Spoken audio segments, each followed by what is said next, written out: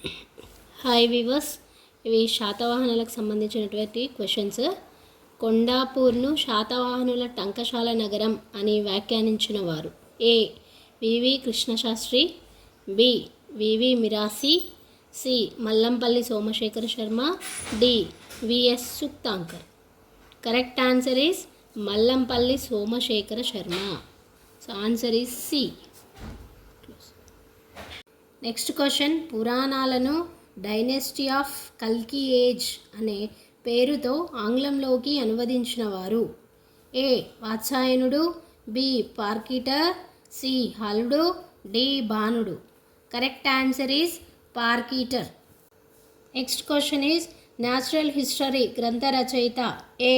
Megasthenes, B. Pliny, C. అజ్ఞాత నావికుడు, D. Ptolemy.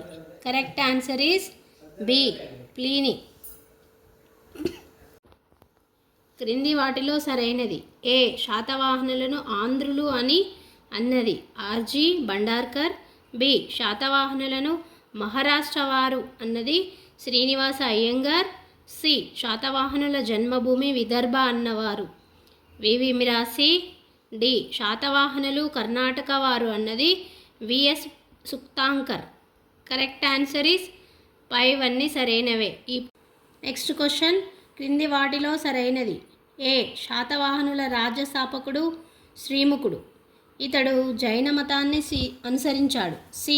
ఇతని రాజధాని కోటిలింగాల. డి. శ్రీముఖుడు చివరి రోజులలో వైదిక మతాన్ని అనుసరించడం వల్ల ఇతనిని హత్య చేశారు. పైవన్నీ సరైనవే.